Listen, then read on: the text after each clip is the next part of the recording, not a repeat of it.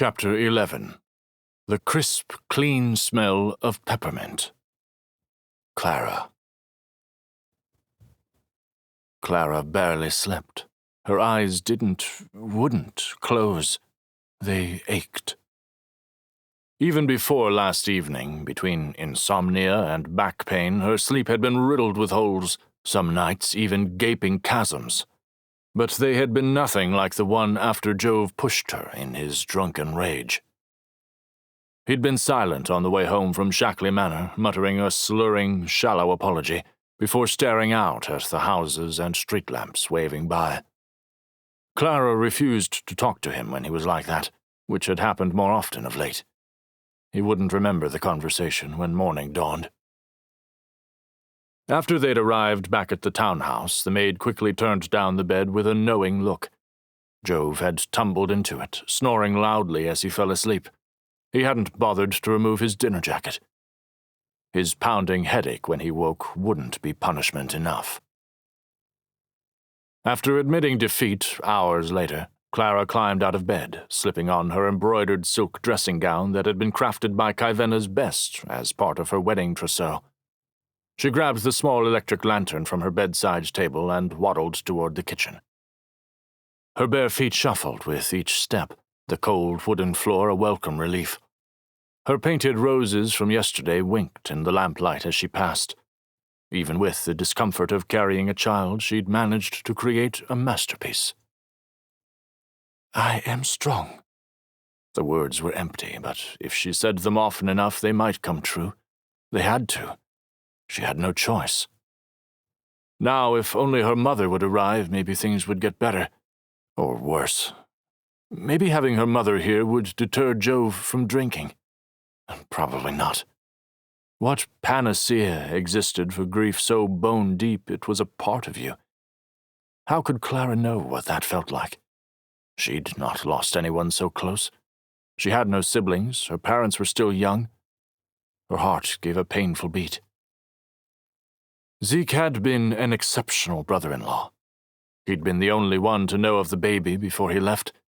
He'd been so happy, so overjoyed for Jove and Clara, so excited to become an uncle. And now he wouldn't. Clara set the lantern on the round breakfast table and filled the kettle with tap water, a luxury of the upper class, and set it atop the stove, twisting the appropriate metal knob. Tiny blue flames licked the copper sides of the pot. Some tea would do her well. It would calm the raging storm inside her, wash away the lingering pain, physical and emotional. As a little girl, she'd dreamed of the boy she would one day marry. Of course, her earliest daydreams consisted of a dashing prince riding in on a towering stallion like the old tales her mother used to tell her before she fell asleep. Jove wasn't a prince, but he had once been so much more. Before Zeke's death, he'd bought her roses every Wednesday. He'd listen, laying his head on her shoulder, as she read aloud her favorite passages from whatever artist's biography she'd borrowed from the university's library. When her muse waned, as it always did in the late winter, he'd take her to the Silver Coast or the foothills of the Nardens, just so she could paint. Jove Shackley was her match in every way. Yet with Zeke gone, her husband was a shell of the man he once was. She chose her favorite teacup, one she'd painted with a wintry scene, and some loose-leaf peppermint tea. The kettle chirped twice, the third time turning into a squeal. She lifted it from the burner, twisting the stove knob off. With practiced hands, she poured the water into the cup. Steam rose in delicate swirls as she brought the cup to her lips and blew softly. The crisp, clean smell of peppermint always grounded her, reminded her of who she was, who she had been. It would fortify her for when her husband woke at last. She'd reached the dregs by the time Jove stumbled in, eyes bleary and tie crooked. He hadn't shaved or tamed his hair, though he'd changed out of his dinner clothes into appropriate attire for work. He didn't look at her, didn't acknowledge her, as he fell into the chair on the other side of the antique table. Clara knew what she had to say. She twisted her empty cup in its saucer, the tiny chinking sound not doing much to ward away the looming silence. Jove still slumped in his chair, his right thumb rubbing the floral carving on the table edge. Setting her teacup aside, Clara pressed her tense fingers against her protruding belly, holding back her agitation as she rubbed a smooth circle. The baby responded with a swift kick, as if goading her into speaking. It gave her courage. Open communication was the only way this marriage would continue to work, and she loved Jove too much to remain quiet. "Love?" Her voice cracked from exhaustion and disuse. Jove didn't take his eyes off his thumb, which was still rubbing the swirled carving, so she cleared her throat. "We need to speak about last night." Silence. Clara chewed the edge of her tongue. The lamplight was like the early morning sun, yet it cast untoward shadows on her husband's features.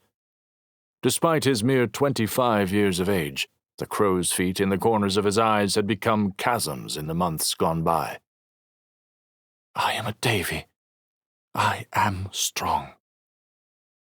She tried again. "Lizzie's tossing out all the alcohol this morning." His head shot up, his eyes bloodshot and wide. His mouth opened. Clara continued. "It's the only way. You nearly hurt me and the baby last night.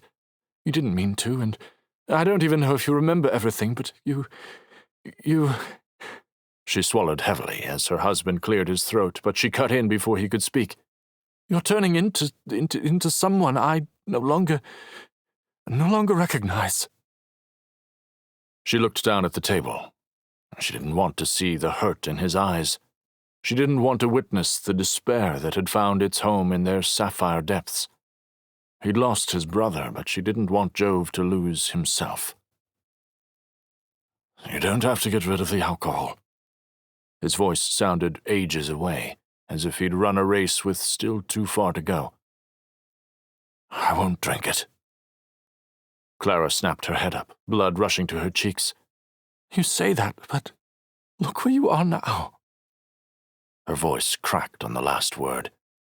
The lamplight faded to a golden blur, her husband a dark void as tears flooded her vision. When he didn't say anything at all, she wiped her cheeks with one hand and heaved herself to her feet with the other. She followed the wood grain in the floor with her eyes. Jove didn't move to stop her. Clara left the dregs and her husband in the kitchen, praying he would follow, yet feeling no surprise when he didn't.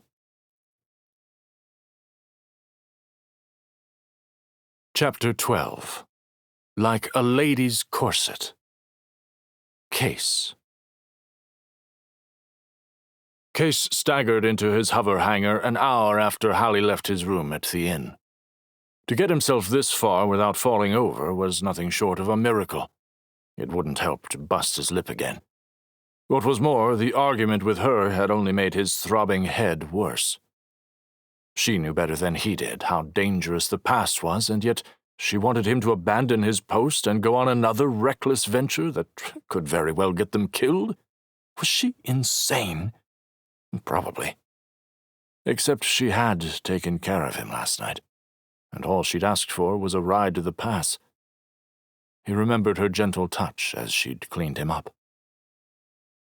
Maybe he shouldn't have reacted so strongly. She didn't deserve that. Not that the offer hadn't been tempting, but after everything that had happened with the Eudora mission, his place was here with the dream of flying for his country, because that was all he was good for, even if Harlan thought he was useless. Jayde needed him more than Hallie. He also wasn't going to give his father yet another reason to despise his existence, but that might be an impossible task. Maybe he should run away with Hallie, drop her off wherever she wanted, and then set out on his own and become a hermit. He changed out of his bedraggled dinner outfit and shoved his arms through his stiff trainee jacket. His dress slacks and loafers looked funny with the whole ensemble. He dared any of his ground crew to ask about his leather jacket. A few gave him questioning looks while prepping his hover. Ebba would have asked if he'd hired her. Her death was one of the reasons he'd told Hallie no. He gave his head mechanic a tight smile before hopping up into the cockpit. The mustachioed man saluted before waving his hands in an all clear. The hovers were prepared for exiting the hangar. Once Kase had closed the top, the silence enveloped him. He breathed in the scent of oil and metal and secured his straps. With all the other safety checks completed, Kase flipped a black switch. The resounding hum of the engine embraced him, the tension in his shoulders dripping off at last. He waved to his crew as he left the hangar. Hopefully they'd be doing something useful soon, instead of flying dignitaries throughout the realm. Yet, hours into training, the peace he'd found in the air melted away. Hallie's words wouldn't leave him alone. "I bet you'd do nearly anything to get out of the city after what your father said last night, and I'm giving you the opportunity right now." She was right, and he hated that. He hated she had seen him look so weak in front of his father. He hated that she had to hear. He hated everything about himself. Shucks, he needed a distraction, and flying wasn't working. A deluge of memories flooded his mind, increasing his heart rate. He took a deep breath and pressed a button to his left. Within a few seconds, the fluttering of music notes drifted in the air. Focus on the music. Focus on the sky. Focus on what I can control. The electric gramophone wasn't much, but Kase had figured out a way to rig a small one to his hover and play one song. It was one Skibbs had teased him about. The violins made it slightly flowery, but the chords always allowed Kase to breathe. Running through a few more maneuvering drills, Kase checked his fuel gauge. Running low. The blasted thing was one of the older hybrids, and it was days like today he wished he was still flying the Eudora Jayde. While also a hybrid, its electrical capacities far outweighed this clunker. That beauty basically flew itself. Too bad it was a heap of crushed metal on Tassava. He ignored the nausea creeping up his throat. Kase was in Kaivenna, alive and well, yet... He gripped the steering control until he couldn't feel his fingers. If there was anyone in the world who had an inkling of the way he felt, it was the pretty, red-haired scholar who'd seen the worst of the Shackley family and refused to run. Kase was a terrible human being. He couldn't give her what she needed. The end of the day's training came as a blessing for once, and Kase hated that even flying couldn't make him feel better. Should he apologize to Hallie? Would that be enough? After waving goodbye to his ground crew and inwardly thanking them for not commenting on his fat lip, he headed toward the city, a light drizzle beginning. He groaned a little as he stepped out into it, but it did fit his mood. He'd made it into the city proper, wooden structures giving way to stone, when a figure waved to him. A blond man with a ready grin, the rain soaking the shoulders of his tailored jacket. Ellis Carrington. Shucks, he hadn't seen him since Zeke's burning. "Good to see you again, Kase," Ellis said, the smile never leaving his face. He stuck out his hand. Kase shook it hesitantly. "And you as well." His words were still a little muffled, thanks to his lip. Ellis gestured for them to walk on, and Kase followed. What in the stars was Ellis doing in this part of town? Wasn't he still at the university? Ellis seemed to hear his thoughts because he turned and asked, "Want to grab a drink?" What? Why? And how in the moons did Ellis know he'd be finished with training at this time? "I should be getting back to..." Back to where? Kase didn't have anywhere to stay for the night. "Not to be rude," Kase changed tack, "but we haven't spoken more than a few sentences to each other in years." Even with the dim light coming from the street lamps, the blush crawling up Ellis's neck was noticeable. Blast! Why couldn't Kase keep his thoughts to himself? Why did it matter if he went and got drinks with him? Kase could use an ale or three. "Fine. Where to?" Ellis shrugged. "I know a place around the corner here that boasts it has the best Inglebury wine." And the ale? Probably decent. Weaving in and out of the general population, Ellis led Kase around a corner and down a side street to an establishment busting at the seams, even though it was still early in the evening. The sign reading Estelle's was shiny from the rain and complete with an overly rouged woman's face frozen mid-wink. Kase hadn't been there before, but he assumed Ellis wouldn't choose anywhere disreputable. Kase pushed open the tavern's heavy oak door, his companion following close behind. Laughter and boisterous piano notes hit Kase's ears as warmth enveloped him. A group of bearded men to his right were already knee-deep in a game of Hanged Man's Nebula, a version of First Earth's poker. Kase didn't particularly like cards, as he felt like it tempted lower-class men without much money to gamble away what little they had. But that wasn't his problem. He nodded to a rather busty barmaid as he scanned the crowded room for an open table. This ale better be good. He wove his way toward the bar and ordered a mug while Ellis asked for the wine. Kase picked up the mug once the barman had filled it, the wooden grains pressing in on his fingers, and handed over a few coppers before taking a small sip. It wasn't bad. The nutty aftertaste was nice. "There's a table near the back," Ellis said. He pushed off from the bar and plunged into the throng. Some couples had left their seats to dance to the pianist's rousing chorus.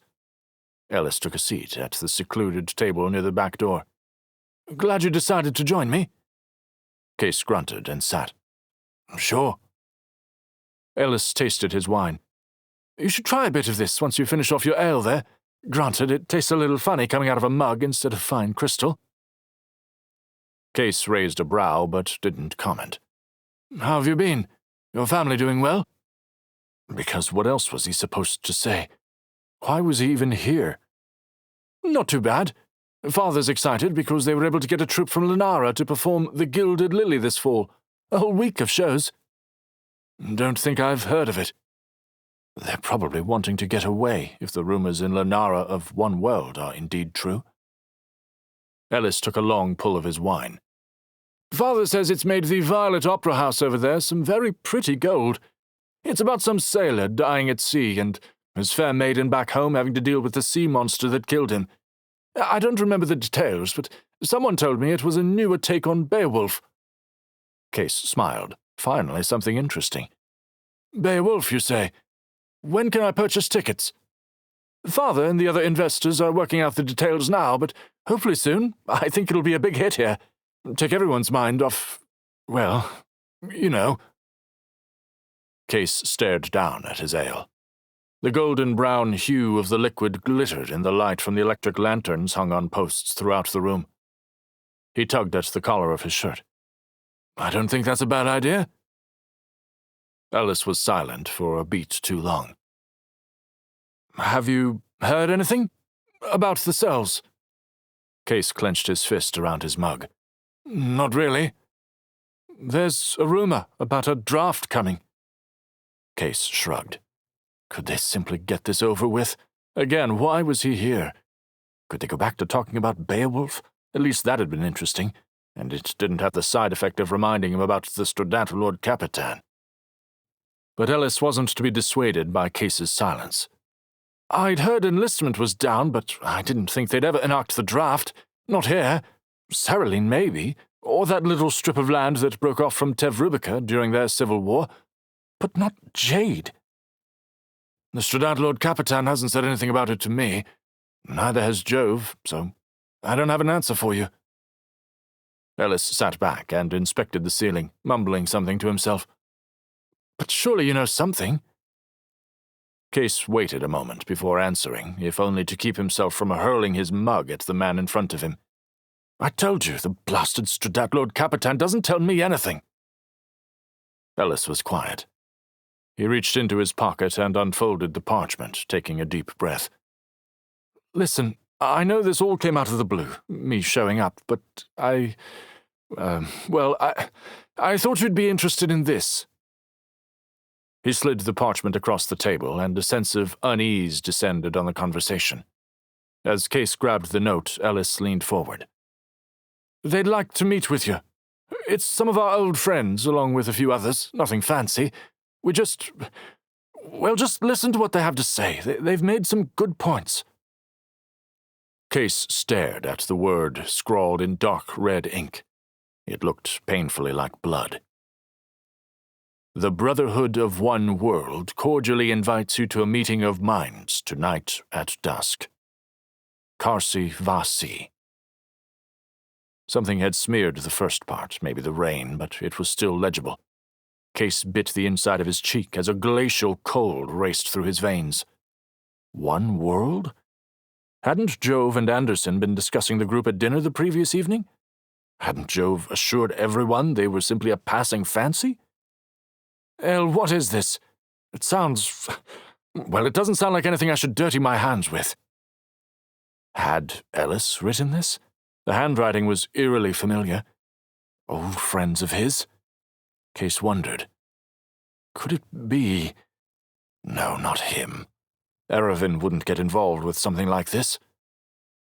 He met Ellis's green eyes, which seemed to have solidified into stone. Jayde, specifically. They weren't the same as the light, happy ones from his school days. Ellis's voice was measured, passion bleeding into each successive word. "But you don't like what's going on, do you? One world works for a better Yalvara. We could be so much more." Kase crumpled the paper in his fist and leaned in. "I'm the stars-blasted son of the Stradatlord Capitan. If my father caught word of this, it would be my neck on the line." The smile on Ellis's face was small and full of spite. "It won't hurt to talk." Kase shook his head, a fog of apprehension tinged with fear addling his thoughts. He willed the fog to lift. "I can't. I might not agree with what's going on, but that doesn't mean I'm interested in whatever it is your friends want to talk about. I've heard things, and our friends, Kase, they're our friends. You know most of them. Except I haven't spoken to any school friends in over 3 years. You'll understand once you hear what they have to say. I swear, on Tovo's name." Ellis signaled for another round, relaxed and looking almost every bit like the young man Kase knew, except the eyes. Their innocence had dimmed, taken by time and stars knew what else. The Ellis he knew had been quiet, but always willing to join in on the fun, even if it was on the outskirts. Kase and the others allowed him to join their games only because he didn't snitch on them. And now the same quiet Ellis was part of a rebellion. What events had led to this moment? What would possess him to join a group of violent rebels? Granted, Kase didn't know much about One World, only what he'd heard through rumors. He'd told Hallie that One World caused unrest. What he hadn't told her was the tales of brutality, of missing limbs and stolen lives. Yet Ellis sat in front of him sans visible bloodstains. Did he know? Ellis was poised, kind, thoughtful, quiet. He wasn't capable of such violence. Was he? Kase didn't understand. Rebels were usually scarred. They were brutes who resorted to killing. What if the rumors were wrong, spun up by the Jaydian government and disseminated into the populace to keep citizens from joining up, to protect their own power? They'd lied before. The Yalvs were the shining example of that. Kase relaxed his death grip on his mug, glancing down at the parchment once more. Kase Shackley. We are one. A slogan to rally around, and one derived from a dead language called Cerulene, only taught to the wealthier children of Jayde. Kase's brain was going a mile a minute. They just want to talk? Ellis took his wine from the barmaid. Of course. Kase stared hard at the man in front of him and finished off his ale. Fine. You're certain? Ellis set down his mug. I'll hear what they have to say. Ellis's lip curled, and he knocked on the wall beside him 3 times. In a few seconds, the panel slid open. No one waited in the dark. Without looking around, Ellis stood up and entered the space, beckoning for Kase to follow. No one seemed to care that one of the tavern's patrons disappeared behind a hidden door in the back booth. Heart thumping painfully, either from alcohol or fear, Kase followed Ellis into the dark. Roots draped across the ceiling, spindling their way down a corridor that stretched out forever. There was no telling what trees they belonged to. He hadn't thought about how far they'd walked in the sloping, dimly lit corridor, only that he dreaded what he might find at the end. Jaydian and First Earth history was full of groups such as One World. At times they were venerated as heroes, others executed as traitors. History was written by the victors, after all. So what's to say One World wasn't the righteous revolutionaries?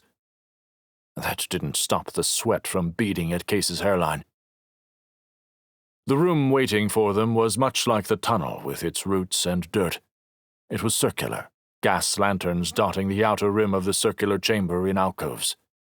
At the center of the room was a table. There was a man sitting at the head, as familiar to Kase as one of his brothers. The handwriting. Kase had been correct. Eravin Grey. He hadn't changed much since the days he and Kase stole cigars and liquor from the gentleman's club. His nose was still crooked from the time they'd gotten into a fistfight with the opposing team after a Grogan match. Eravin took the punch meant for Kase. Kase had been there at the top of the city walls, begging Eravin not to jump after finding out his father was running off with his mistress, leaving his ailing wife and son destitute. Yet, after Anna's death, after the fire, when Kase had gone to Eravin for help, all he'd received was a door in the face. He hadn't spoken to or seen Eravin since, and now the ghost of the boy Kase knew stared back, eyes dark as night. Eravin gestured for Kase to sit at the opposite end of the short table. By the grace of Tovo, Kase's legs didn't give out on him as he walked forward, falling heavily into the seat. Ellis sat beside him. He'd locked away his memories of Eravin, his life before the fire and Anna's death 3 years ago, vowing never to think of it all again. It hurt too much. And now Eravin was here, sitting before him in an underground room. After minutes of silence, Ellis finally cleared his throat. Eravin's jaw tightened. He pressed his elbows to the table, his fingers steepled. "What convinced you to come, Shackley?" His voice was still the overpowering baritone of a man trying to fill the shoes his father left behind. He barely moved his lips. Kase rested his hand on the edge of the table. He forced himself to be calm, for his muscles to relax, though everything in his being begged to run. He swallowed. "To hear what you have to say, a privilege you chose not to grant me 3 years ago."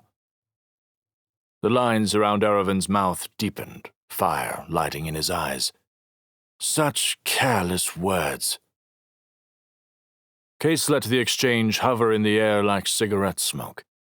He would not be baited. Did Eravin not realize Kase could go to his father with the very little information he had? Eravin Grey, involved with One World and this little tavern in the lower city serving as a meeting place? But the longer the 3 men sat there, Kase knew he wouldn't. Harlan would never know of this meeting. "If you think so little of me, then why the invitation?" Eravin dropped his hands to the table, his fingers splayed upon the surface. "You have the power to make this movement into something more, though inviting you was against my better judgment." "Ah, yes. I might be more inclined to help if we were friends, but you saw to that, didn't you?" Ellis cleared his throat, leaning forward and coming into Kase's line of sight. He threw Eravin a look before speaking. "We're fighting for a better Jayde, a better Yalvara. You have connections we don't." Kase narrowed his eyes, looking from one man to the other. "A better Jayde? By destroying it first? I've heard what One World did in Lenara. It's effective." Kase leaned back, thankful the man's words were no longer venom-laced. "The only reason you need me is because I'm the son of the Stradat Lord Capitan. But you and I both know my father hates me. Your brother was once the head guardsman of the Watch.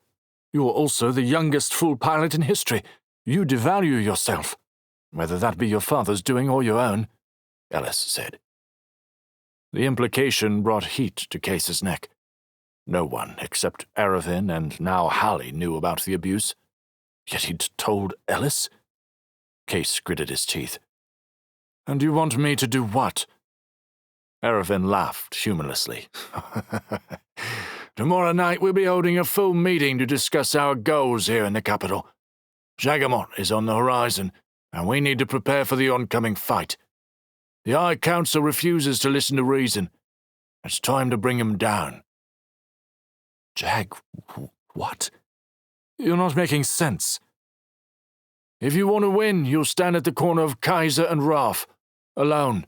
7 tomorrow evening, Aravin said, his voice low. And if I don't? Aravin smiled. He almost looked like the boy Kase had known. You'll join. I know you.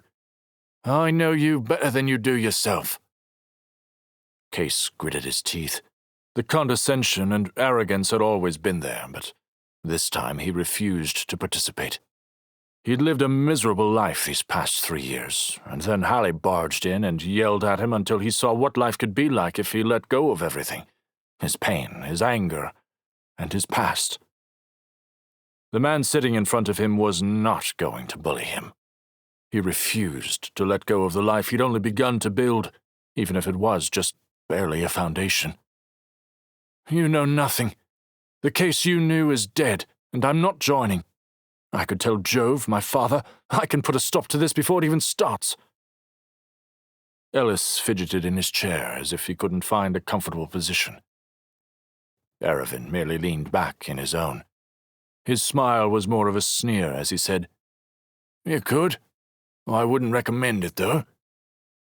Kase swallowed as Aravin continued. If you tell anyone about this meeting, anyone at all, I know where to find that pretty redhead you stumble around after. Don't you dare! Kase stood so fast his chair flung back, smacking the ground. Hallie has nothing to do with this. The muscles in his arm quivered, his pulse racing. Kase itched for a cocked electro-pistol in his hand, any weapon at all. Hallie was innocent of Kase's crimes. She was all that was good in his dark world, and the only light.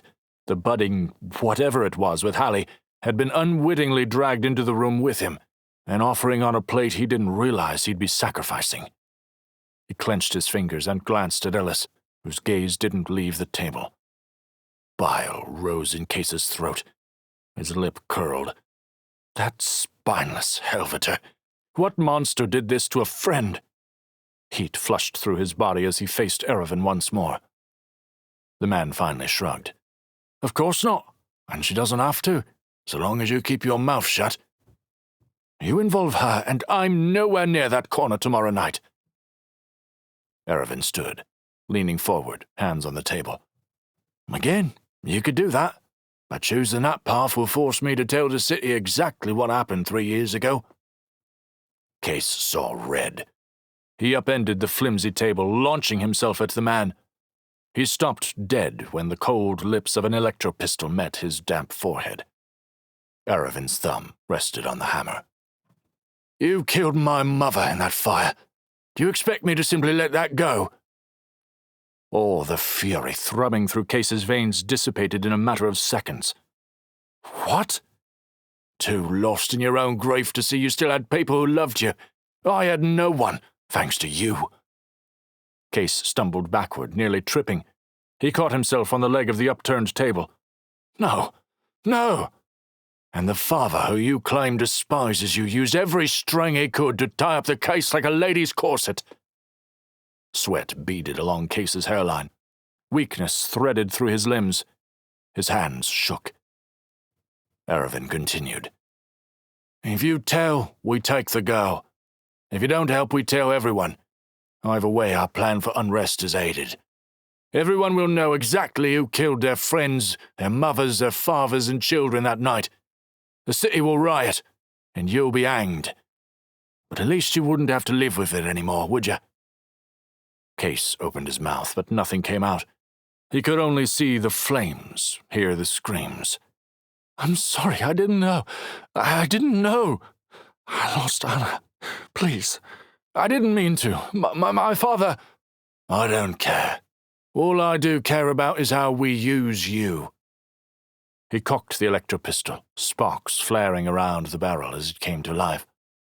7 Demora, corner of Kase and Raff. Now get out. Kase ran. If he joined, he'd be a traitor to Jayde and his oaths as a pilot. If he told anyone what was going on, Erevan would take Hallie. If he didn't do anything, he'd hang. His father wouldn't help him this time. Whatever luck Kase had dried up. Sick and horrified, he left the room and Erevan behind. Chapter 13. Free as the Stars. Hallie. Hallie hurried through the streets as fast as she could manage. Good stars, so many people got up way too early. She tugged Maisie's old cloak tighter around her shoulders as she made her way to the upper city and through its gate. The electricity in its doors hummed when she passed underneath. She wondered what Maisie and Noel would say when she told them she'd need to take off for an indefinite amount of time so she could make sure her parents were all right. Surely they wouldn't mind, since it was for family reasons, but she wasn't sure if they could hold her job until she returned, especially if something was wrong. If she had to hire a motor coach, it would take nearly 2 weeks to reach the pass, and then she'd have to find a trapper to take her through it this time of year. The snows wouldn't be melting for another month, so the trek would be arduous. And cold. So cold. Avalanches were always a possibility. Stars. Come home. Need to talk. Staying in the city, working at the Crown Haven Inn was a waste of time. She wasn't attending the university. She wasn't doing anything worthwhile now that the Yalvs were adjusting. She was stuck. Thinking about her myriad of problems didn't help her frazzled nerves as she finally reached Shackley Manor. The griffins adorning the gate leered at her harder than ever. Stony eyes mocked her. They knew she was a fraud. She looked away from the immobile creatures and smiled hesitantly at the guard manning the gate. He looked to be the same one from before, from the night she'd helped solder. His two-toned brown and blonde hair was even more prominent in the early morning sun. "Pardon me," she said, her fingers curling around a bar of the ornate gate. She quickly let it go, as it was much too cold for her bare hands. "My name's Hallie Walker. I'm here to retrieve some items I left last evening." The guard simply stared at her, his gray eyes mirroring the griffins above. Hallie shifted her weight from foot to foot. Petra's slippers weren't doing much to keep out the cold. She shivered. "I was with Kase, but we had to leave in a hurry." The guard nodded. "Stand back." "I promise I'm telling the truth." The creaking of the gates cut her off. Relief flooded her chest. "Oh, thank the stars." She smiled. "I appreciate it, Mr. Lars." The guard's expression still didn't change, but Hallie took it as a positive. She gave him a swift curtsy. "Thank you, Mr. Lars. I won't be long, I swear." He nodded again, and she made her way up the drive. She kept her eyes open for any sign of the motor coach, praying she wouldn't even have to go inside, but the circular drive was empty, save for the fountain in the middle. Its waters didn't flow. Like Hallie, the solid cherubs climbing over the lips of each layer looked like they wished for spring to come quickly. Hallie found herself at the door much too soon. She willed her hand to knock on the door, but it refused to listen. What if the Studat Lord Capitan was there? What if they had thrown away Hallie's satchel? What if... Stop.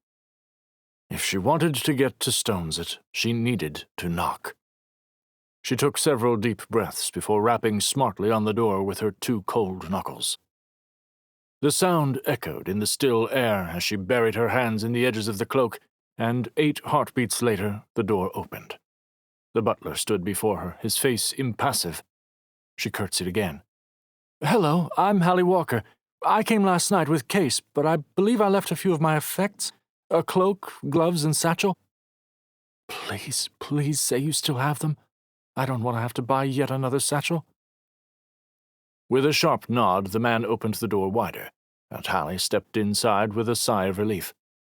He shut the door behind her and strode off down the corridor. Without knowing what else to do, Hallie followed him into the parlor from the previous evening. "Please, make yourself comfortable," the butler said, gesturing with his hand. "I will return shortly." He shut the door so quietly, Hallie barely heard the latch catch. She took a deep breath and inspected the room. It seemed smaller without so many people filling the space. She spotted the little etagere overladen with glass figurines.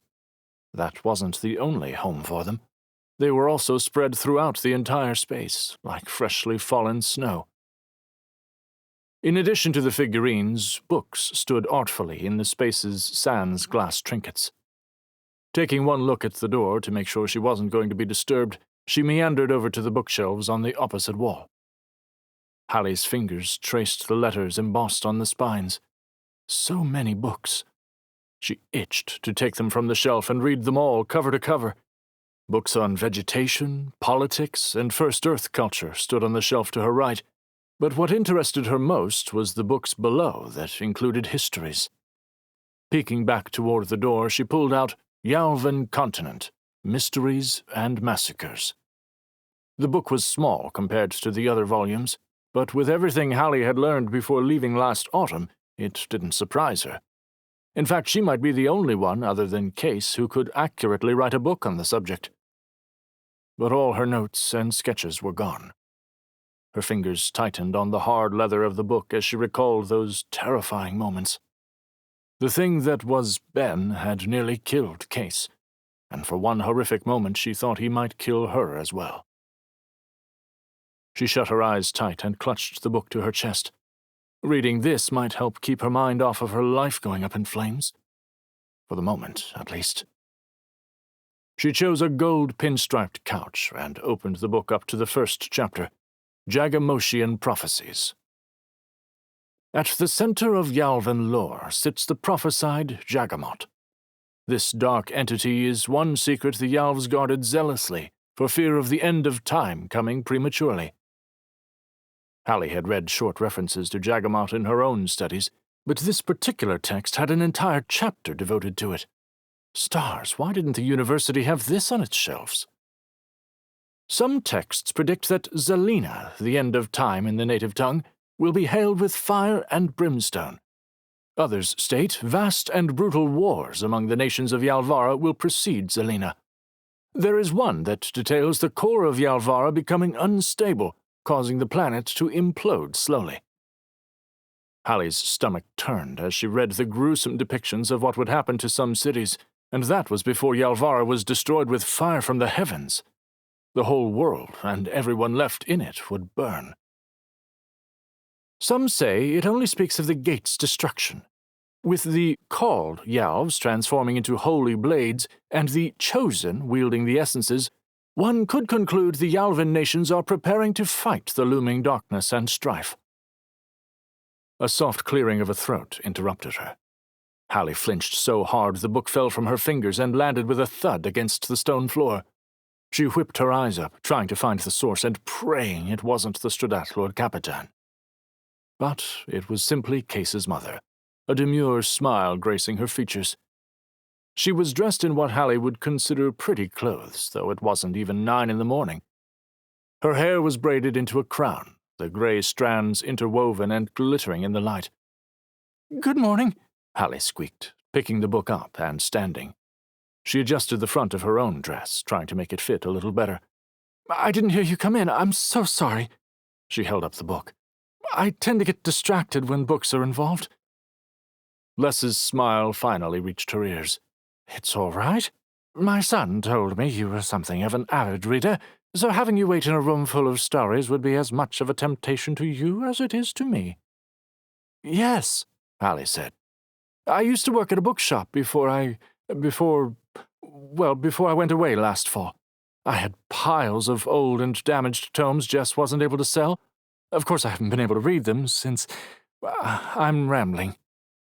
Les shook her head. "No, dear, you're perfectly fine. Kase and I are similar in that regard. One of the only good things about our social standing is my library upstairs. You're welcome to peruse it any time you wish." "Really?" Hallie gasped. She remembered the room from the night before their awkward breakfast. She'd been entirely too exhausted and downtrodden to inspect it thoroughly, but even in her state she'd admired the shelves overflowing with who knew how many books. "Of course." Les looked down at her skirts and picked at the beading for a moment. "That book is one I received in the post this week. With the dinner, I haven't gotten a chance to read it yet." Hallie ran her fingers over the cover. "It's beautiful. The subject is what I was studying at the university when—" She trailed off when she realized Les was crying. The older woman put a shaking hand to her brow, the other going to her satin-clad stomach. "I'm sorry," Les whispered as she fell onto the couch behind her. Hallie shifted her feet from one to the other before she tiptoed to Les's side and sat down next to her. She set the book on her other side, and after a moment's hesitation, rested her hand on Les's softly shaking shoulder. Hallie didn't know what to do or what to say. She hardly knew what had brought this on. After another moment of silent tears, Les looked up, her grin forced. "I didn't mean to." She took a deep breath. "It's just that... Have you seen my Kase? Is he all right? He never came home, and after I asked—" Would Kase care whether or not she told his mother? She probably had an idea of what might have happened, but that didn't mean Hallie could spill Kase's shame out into the open, even if he'd been an infuriating dullcop that morning. But she also knew her own mother prior to Jack's death would have been beside herself if Hallie hadn't come home the night before. She fiddled with her fingers, picking at a particularly annoying hangnail. "He's fine. I made sure of it." Hallie had to swallow her own tears pooling in her throat, because the words from last night came back to her. "It would have been better if you had died instead of your brother, for all the good you do."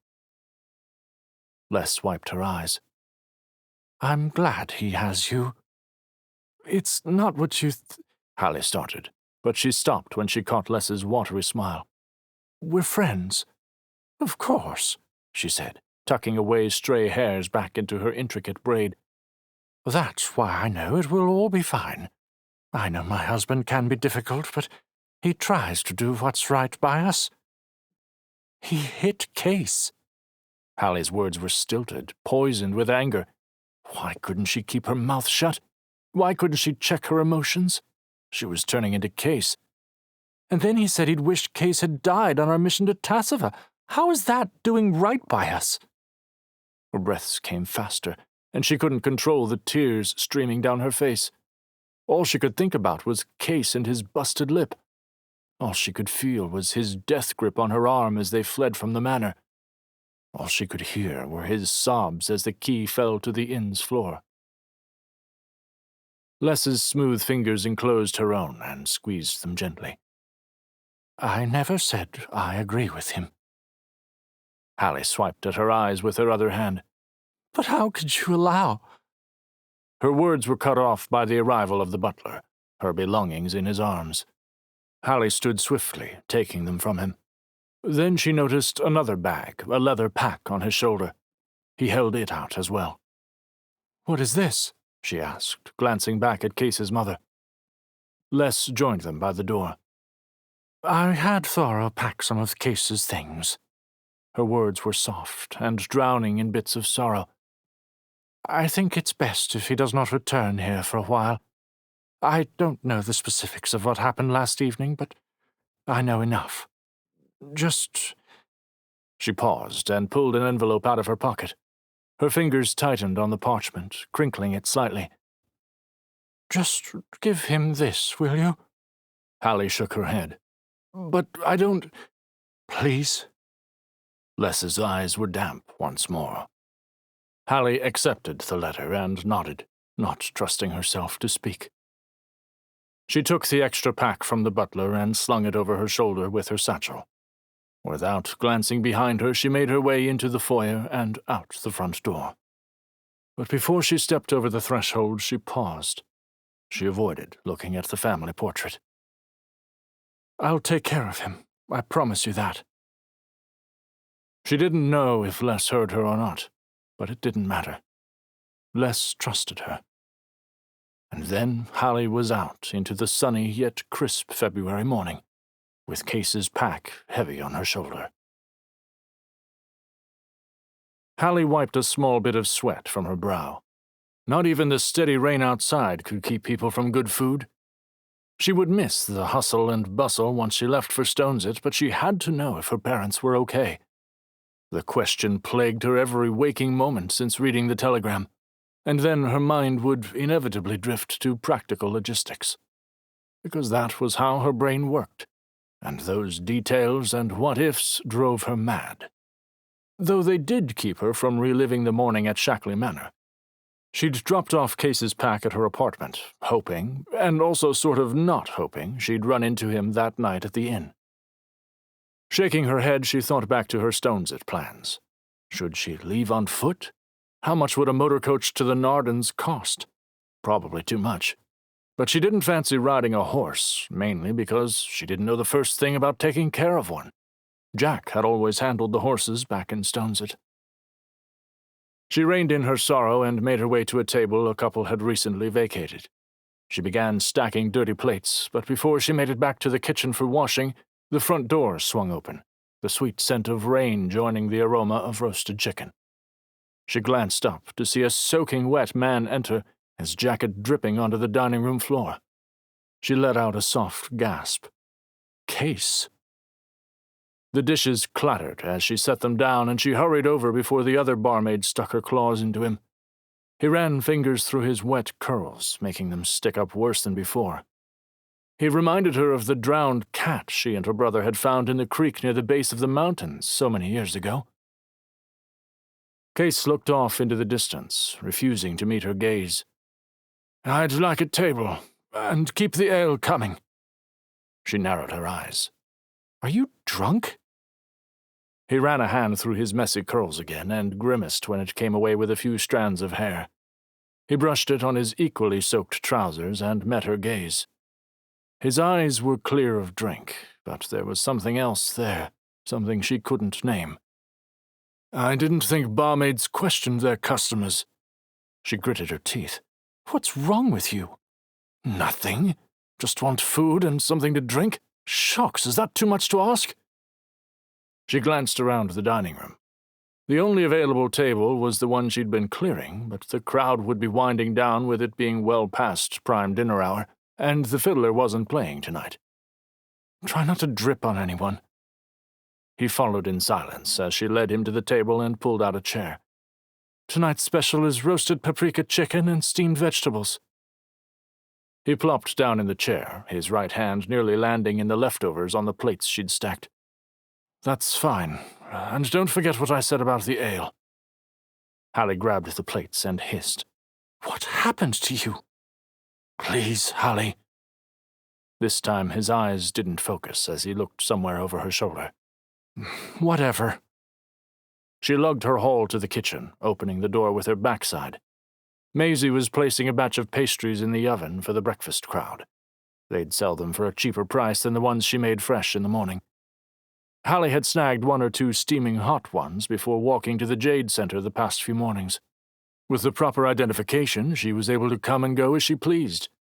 She would miss the pastries when she left for home. Maybe if all went well with the Yalvs, Hallie could persuade Noel and Maisie to hire a few of the refugees in her stead.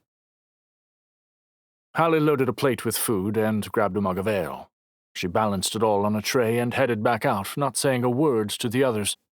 Noel didn't say anything either, but he was busy monitoring the dish boy's quality of work after one too many plates had come out of the washtub with food still on it. Back in the dining room, Hallie set her burden in front of Kase with a soft clatter. "Let me know if you need anything else." Kase looked beside the plate. "A fork would be good." "Blast, sorry about that, hold on." She tucked the tray underneath her arm and scampered back into the kitchen. She grabbed the only fork and knife she saw before Noel stopped her. "House, do you need me at the bar, or does it seem to be slowing down? And we're nearly out of chicken. Anyone else will have to make do with the leftover stew." He stepped away from where he'd been drying the wet plates. "We'll have to start ordering more next week. Without Dunny picking tonight, I didn't think we'd have a crowd like this." Hallie shook her head, a small smile pulling at her lips. "It's winding down, though my friend from last night stopped in." "The one who'd been in a fight? I'd hate to see the other guy." Hallie sped out of the kitchen before he could finish, utensils gripped in her hand. Once she reached Kase, she set them down. "Thanks." Kase took up the fork and started on the vegetables, taking liberal sips of ale between each bite. The rest of the evening passed by with relative ease. By the time the bell tower tolled 11, all the guests had left, their stomachs full and Noel's money pouch all the heavier.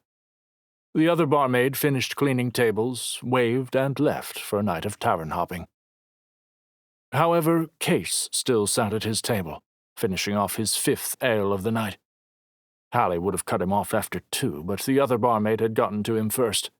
Stars idiot thought she could flutter her eyelashes and sashay back and forth to get Kase's attention, but he was too far into his cups to notice.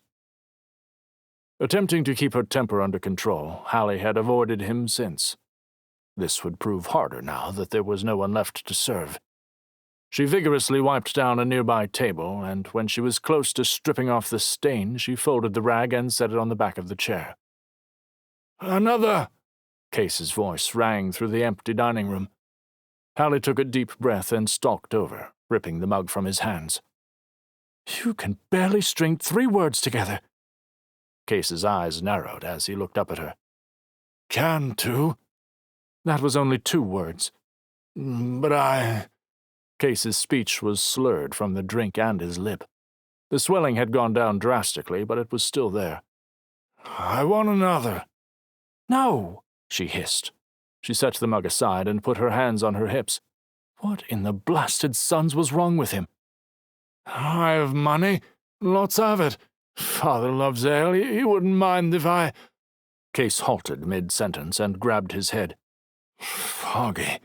My brain is full of stars-blasted clouds." Hallie pulled out the chair beside him and fell into it with a sigh. "You drank 5 ales. 5! Of course you can't think clearly." "Which is a benefit." "And where are you staying tonight? You're in no shape to go anywhere else. You'll pass out in a ditch somewhere and someone will rob you blind." Kase stood, but his legs wobbled and he had to sit back down. Footsteps sounded behind Hallie, and Noel put a hand on the back of Kase's chair. Kase looked up with unfocused eyes. "Hello?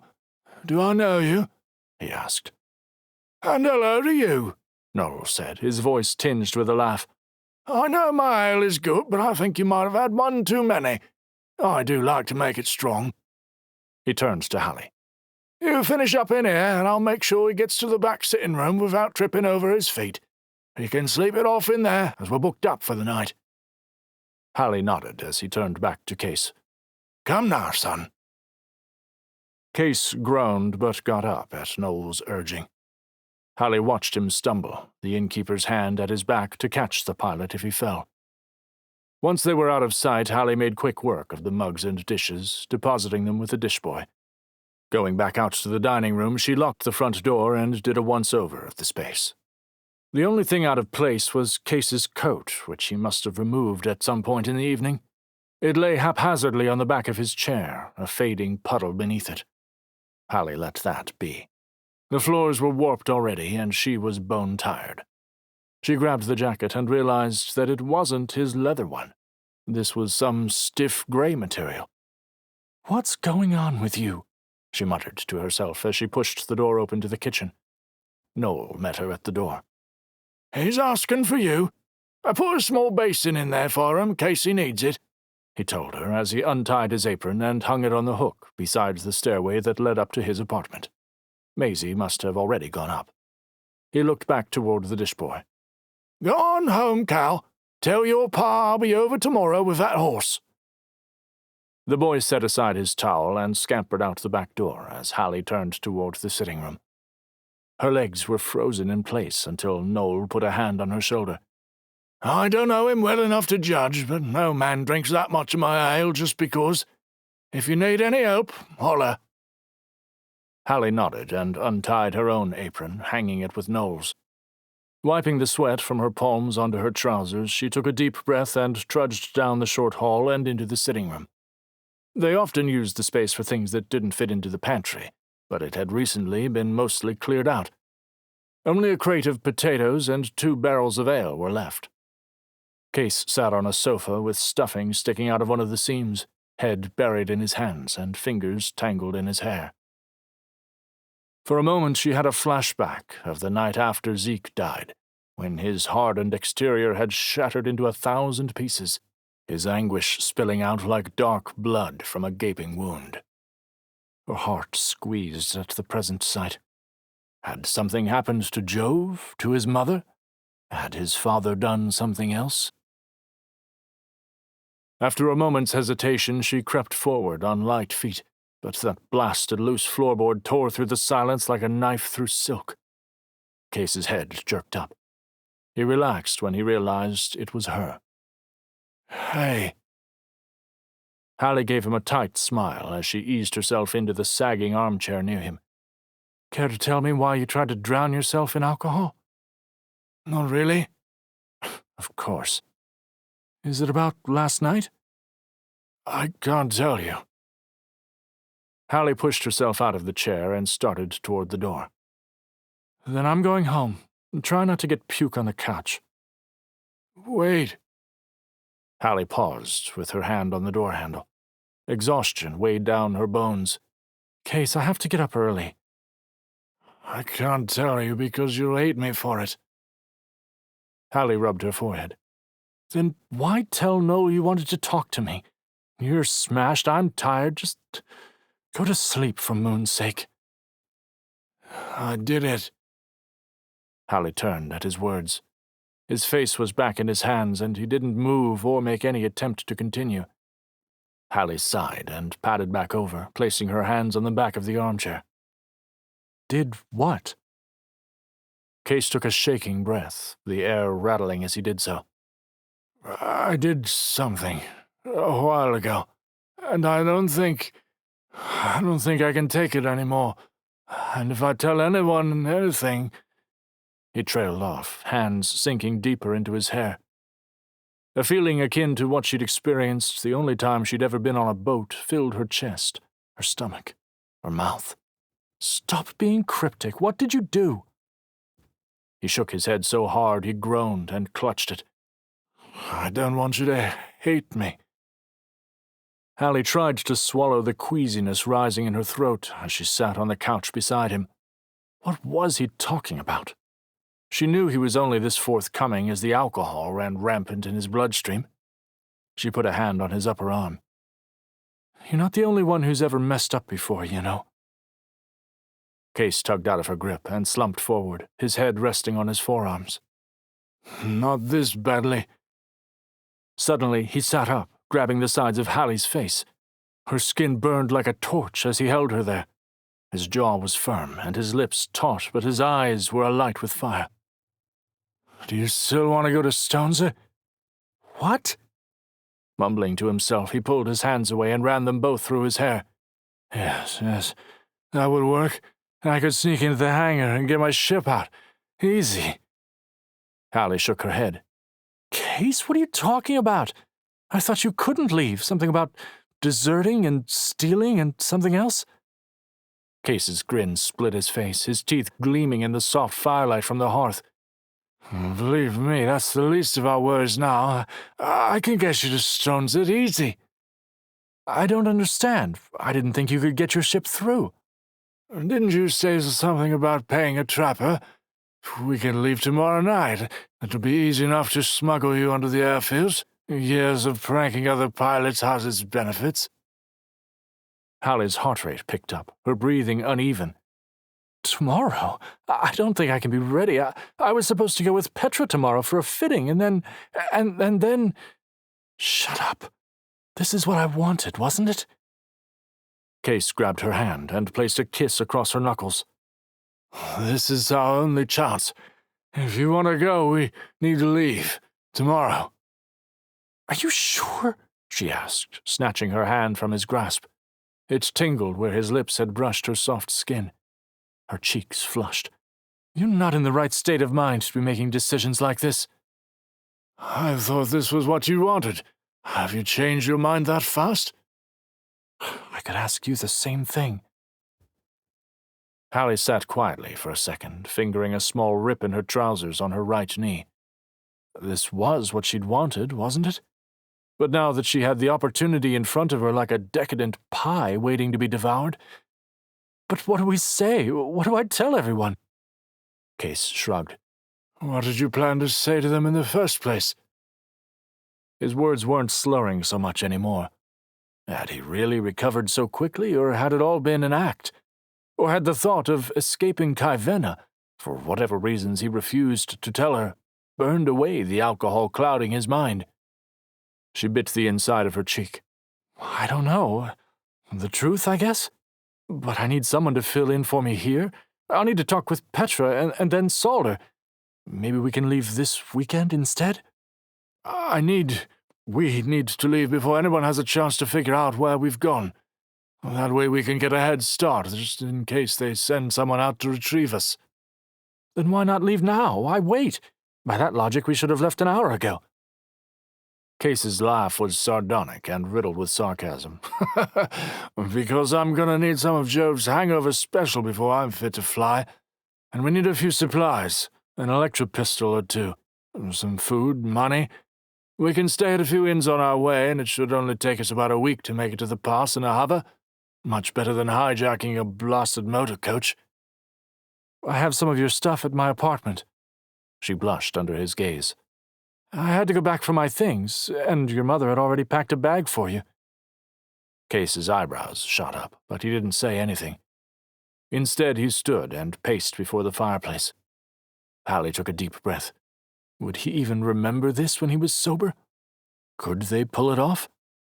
"Listen, I think I can get Petra to help. Maybe Ellis could fill in for me here, and then—" "Not Ellis." "Huh?" Kase stopped pacing and looked at her, eyes blazing with fire. "He can't know. Promise me. Swear to me you won't tell him." Hallie sat back, her heart beating a staccato in her chest. "Why not?" Kase grabbed her hand and squeezed. "Just trust me. We leave tomorrow night. I'll meet you in the alleyway behind the inn at 10, and make sure you wear something with a hood." Hallie shook her head. "You're being irrational." "Please," he pleaded as he squeezed her hand again. "Please, trust me." His eyes had fizzled to a simmer. His desperate plea echoed in her head. This was what she wanted. She'd been considering taking off and walking all the way there, and now she had a ride. Why was she hesitating? She took a deep breath, the smell of charcoal mixed with a tinge of ale drifting in the air. "I can take care of food and the other basic supplies. We shouldn't be gone for more than a couple of weeks, right?" Kase hesitated, but he nodded. "And I'll secure the hover and electro-pistols. I'll be over first thing in the morning to fetch whatever Mother gave you. She'll have put a sizable purse inside." Something akin to bubbles filled her stomach as she looked at him. "We're doing this?" His smile stretched across his face, his eyes crinkling in the corners. "By this time tomorrow night, we'll be free as the stars." Part 2. Wrath. Chapter 14. It's Complicated. Hallie. The only sources of illumination in the alleyway were a scattering of windows above Hallie. As she hefted her pack higher on her shoulders, a sense of unease crept up her neck. It was 10 o'clock by the bell tolls, and Kase had yet to appear. She'd left the inn hours earlier to scour the marketplace for a sleeping roll and other supplies. Noel and Maisie had understood her plight, but they'd been a little annoyed by the fact she was leaving so soon. However, the thought of the other barmaid having to work extra shifts also brought Hallie much more delight than it should have. Her back ached from the weight of her pack. Maybe she should have left Frankenstein at home. No, that was a stupid thought. She'd need something to read when they stopped for the night, something to occupy her mind.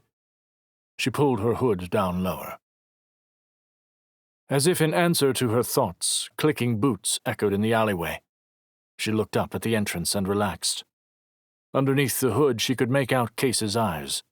He hadn't abandoned her after all. Thought you might have gotten cold feet. Hallie pulled her cloak from where it had gotten caught in the pack strap. She'd bought it this afternoon and was wearing her leather jacket underneath. It would help if they had a chilly night, but hopefully it wouldn't be needed for much longer, with spring just around the corner. Kase's smile flashed in the shadows as he pulled his hood back. Course not. Do you have everything? Yes, but it's terribly heavy. I didn't know how much we'd need, and I know how much you hate beef stew. Kase chuckled and adjusted his own pack. Can I carry something? Being a man and all, I'm quite strong. Hallie gave a nervous titter. I can carry it myself. Suit yourself. You ready? Got your sketch pad? Kase didn't know she still couldn't sketch anything. Hallie flexed the remaining fingers on her drawing hand as her thoughts reeled, thinking back to her parents, the Yalvs, the inn, everything. When all this was over, she could go on with her life. Maybe even draw something. Maybe. Stay close. Kase headed further down the alleyway. They wove through the city, abandoning the main roads in favor of nooks, crannies, and byways she hadn't realized existed. Every now and then, Kase would pull out a piece of parchment from his pocket. A map, judging by his mutterings as he inspected it. With each step she took away from the inn, her heart hammered even harder, but not in fear. In anticipation. This was the most exciting thing to happen in weeks. She felt a little guilty leaving the Yalvs behind. She hadn't told Salder about leaving, and it made her feel like a child again, dreading the chastisement a parent was sure to give for misbehavior. She'd apologize when she returned. Okay, we're close, Kase whispered as he halted at the edge of the city. They hadn't run into many people on their trek, and that included guards of any sort. Probably a good thing if Kase was going to be deserting and all. So what now? Hallie whispered back. Are we close? I'm going to have a permanent mark from where this strap has been digging into my shoulder. Kase looked back. It's not much further. They have guards stationed at the entrance, but leave the talking to me. Do you have your identification papers? Hallie dug into her satchel and pulled them out. It doesn't say I have authority to access the airfields. You won't need it if all goes according to plan. Like I said, follow my lead and keep your hood on. He took a deep breath. Ready? Her heart fluttered uncomfortably. This is it. There's no going back now. Kase unclasped his cloak and folded it over his arm. Underneath, he wore the same jacket from his previous evening, gray and with the Jaydian insignia on his breast. He straightened his uniform and brushed one hand across the brass buttons going up both sides of his chest. Where's your leather one? Hallie took his cloak from him, folding it over her arm. Long story. If I didn't know any better, I'd say you and the other one were affianced. Word to the wise, no one uses affianced anymore. Glad you're feeling better. With a small smirk, Kase left the shelter of the corner where they'd been standing, and Hallie followed a step or two behind. She was curious how he was going to pull this off. Surely they wouldn't arrest them, but she guessed that all depended on what Kase had up his sleeve. The night was a crisp one, if silent, outside the city. The airfields weren't too far outside the wall, but to get there they needed to pass the gate guards. This one wasn't used except for certain military personnel and cruise members, so it didn't need to be as large or well defended as the gate. A breach would spell disaster, though. Kase strutted up to the guards, forming the proper salute as he approached, and Hallie hid any uncertainty. Thankfully, the guards weren't the same ones who'd barred her from accessing the fields before the Eudora mission. Sleepy and Rockface hadn't been too kind. Soldiers, good evening. I'm pilot Kase Shackley, on orders from the Stradatlord Capitan to secure a hover.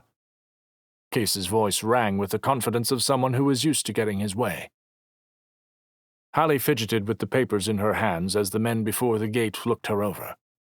She'd pulled her hood up per Kase's orders, but she still squirmed under their scrutiny. The man closest to Kase, with the insignia of squad leader on his shoulder, spoke first. "We have received no such orders, trainee pilot Shackley. The airfields are closed." Hallie's eyes shot to Kase as the muscle in his jaw worked. He adjusted his pack before answering. "I'm a full pilot, soldier." "Your jacket says otherwise," the squad leader said. His partner's hand went to the electropistol at his side. "You're new here, aren't you?" Kase pinched the bridge of his nose. "I'm the son of the Stradatlord Capitan, so my attire is none of your concern. My orders to deliver my client to her assignment come from high up in the military. I cannot disclose anything further than that." When the squad leader didn't move, Kase undid a few of the buttons on his jacket and reached in, pulling out a folded piece of parchment. "If you doubt me, look at my papers here. I've got express permission to enter the airfields. I apologize for the oversight, but it can't be helped now." The man took Kase's identification papers and examined them. Hallie caught sight of a pilot's sigil in blazing red ink. The man showed the other guard, whispered something to him, and turned back to Kase, holding the papers out. "I'll be having a word with my superior about this. We can't do our jobs properly if the higher-ups don't communicate with us." Kase returned his papers to the inner pocket of his jacket. "Thank you. Again, I apologize for the confusion. Good evening." The man signaled to another on top of the wall, and the door opened.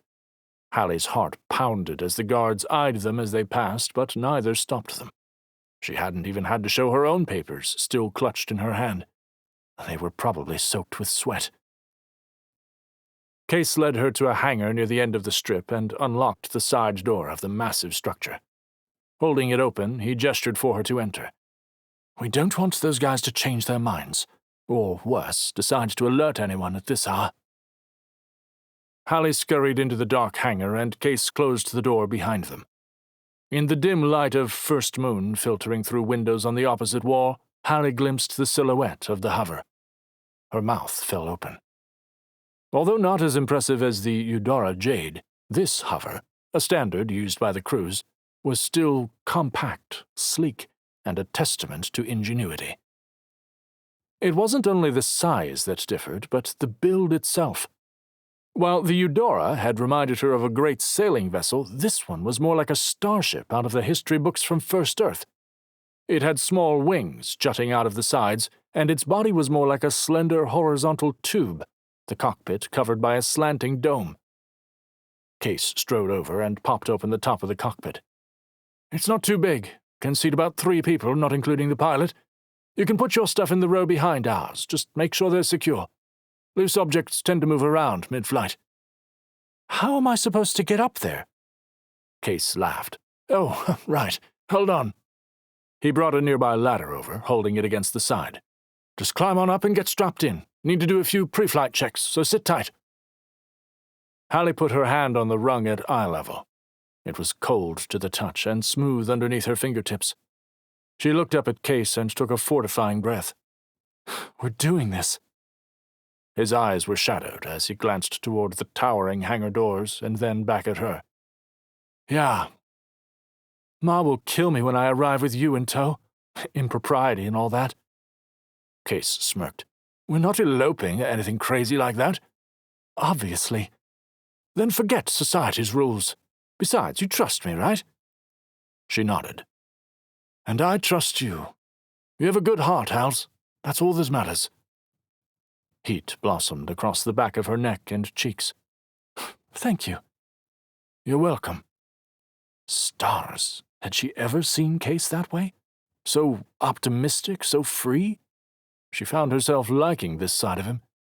It also confused her to no end. He'd been a complete wreck the night before, but now he was a different person. Maybe the thought of getting away was enough to push past the terrible memories? She'd certainly found that to be true after Jack died. Though suppressing one's emotions had never worked for Hallie in the end. She stepped into the cockpit on unsteady legs, her hands brushing the warm metal of the outer shell, and unloaded the pack from her sore shoulders. There were 2 seats side by side in the front, with a small space in the middle, followed by another row where she stowed the bags. At the very back was a tiny cargo compartment just tall enough for a child to stand up straight in. She turned back to the control panel. The left front chair was directly in front of the steering control, and the buttons on the dashboard were dark without the engine running. Attached to the back of the seats were small, tan-colored packs barely wider than the length of her forearm. The Eudora Jayde had boasted the same parachutes for each seat. As Kase tinkered around in the underbelly of the ship, Hallie thrummed her fingers on the back of one seat.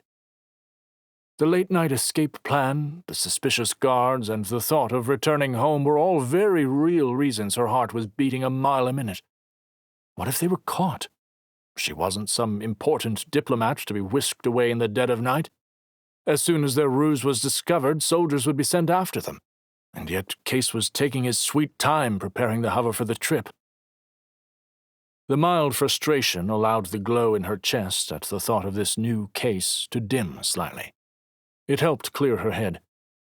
"How long until we can leave?"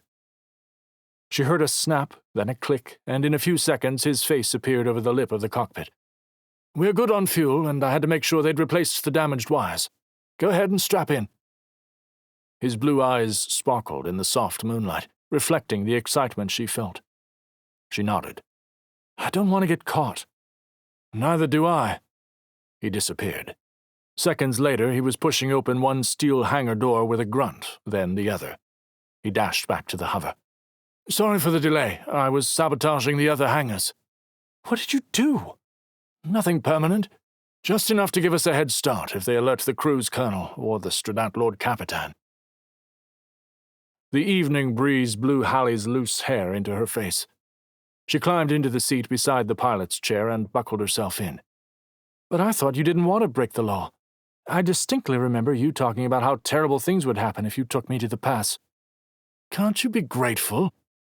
Hallie sighed. "Fine, fine." Hallie inspected the dash. There weren't nearly as many buttons as the one on the Eudora. She jumped a little as Kase tossed in his own pack, which landed in the seat behind his. Then he removed the ladder from the side of the ship and climbed up into the cockpit using the wing. He stuffed his pack down further and started undoing the buttons on his jacket. "What are you doing?" He flung the jacket back toward the cargo area. "I'm not a greenie." "Greenie?" "New pilot. That's my old training jacket." He pushed a few buttons and flipped a few switches on the dashboard. "Not as intimidating." "Clearly."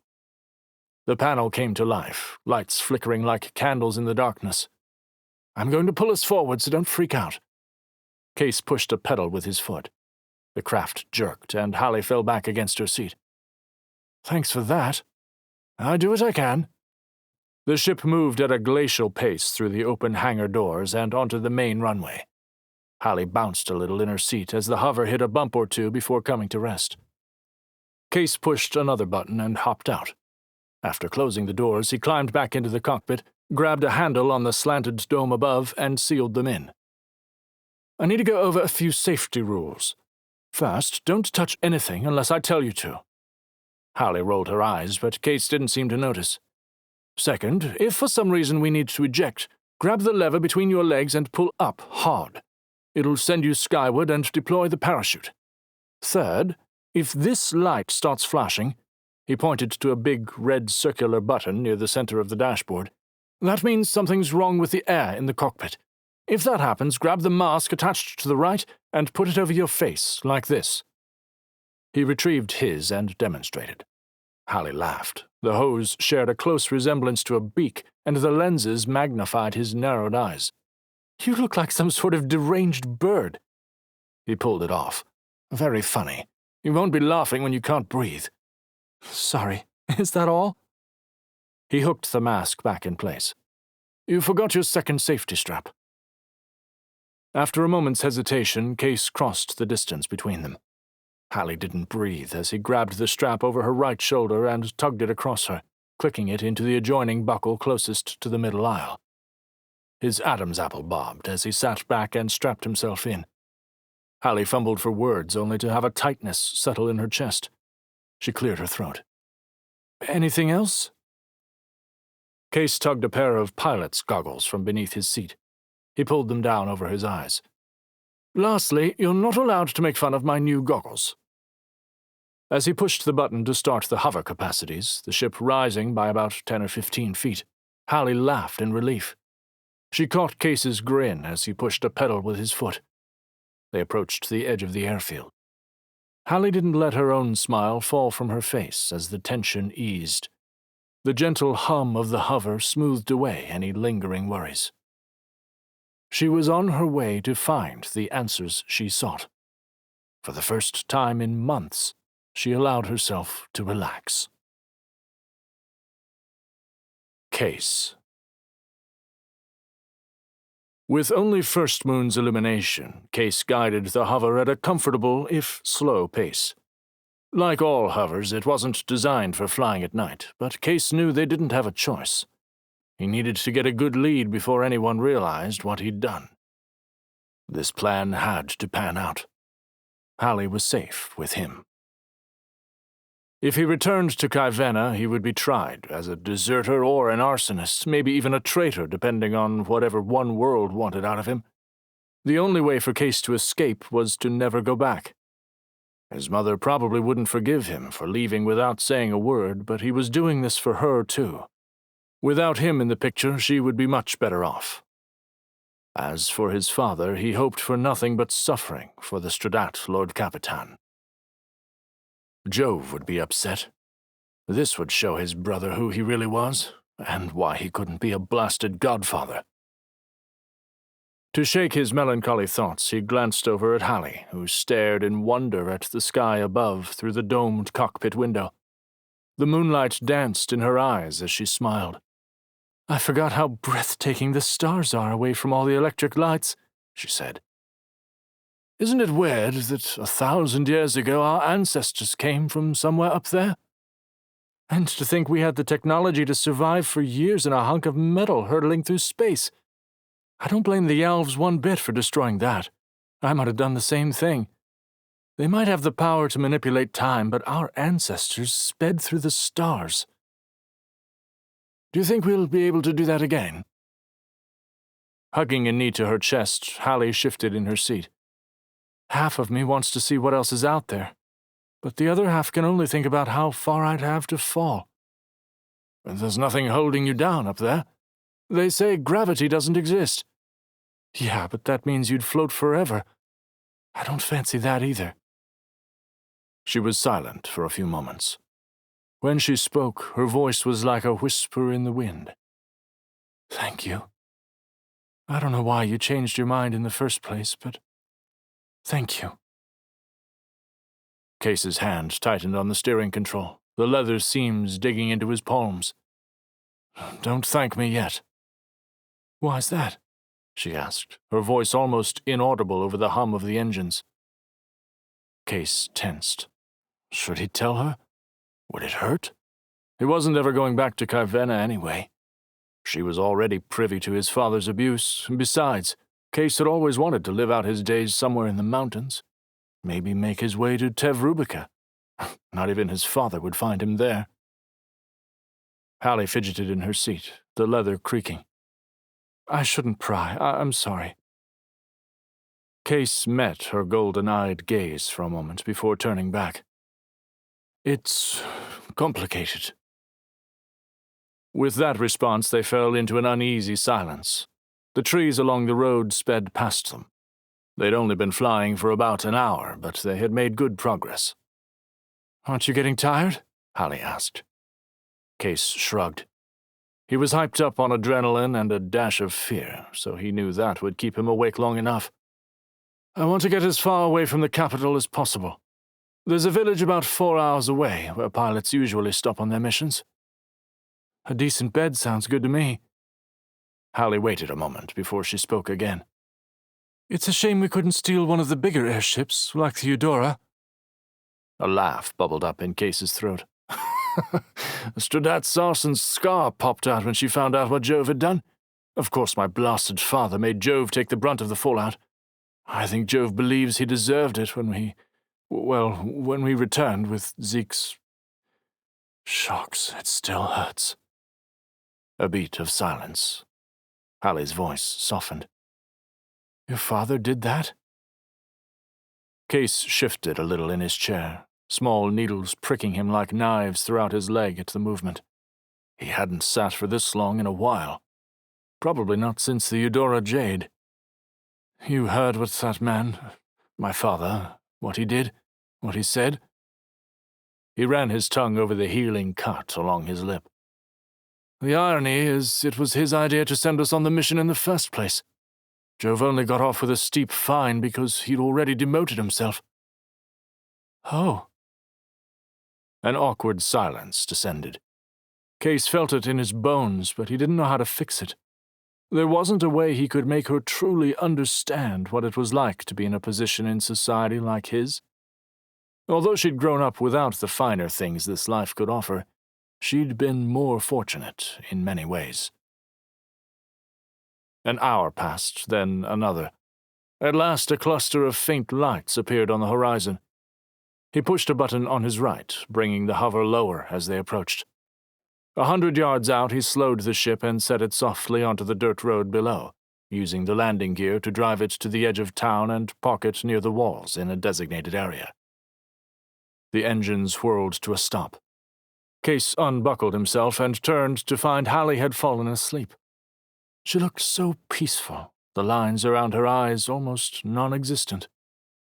He was a little jealous she didn't seem to suffer the same nightmares he did, but he felt bad for waking her. He smiled sadly and touched her shoulder. She jumped and hastily wiped the side of her mouth with the edge of her sleeve. What is it?" she gasped, head on a swivel. "Did they catch up to us?" Kase shook his head.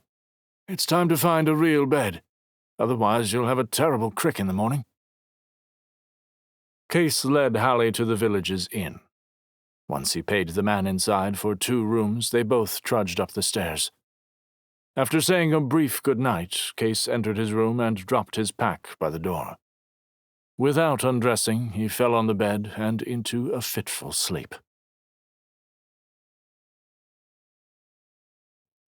Chapter 15. I Don't Need Details. Jove.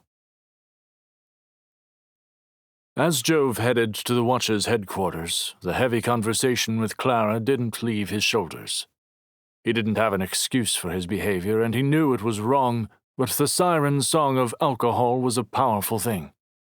When everything was numb, he didn't have to hurt when he remembered that Zeke was dead. Murdered because of the mission Jove had sent him on. That weight was his constant companion, and he didn't expect it to leave any time soon. He was the eldest. He was supposed to be the protector.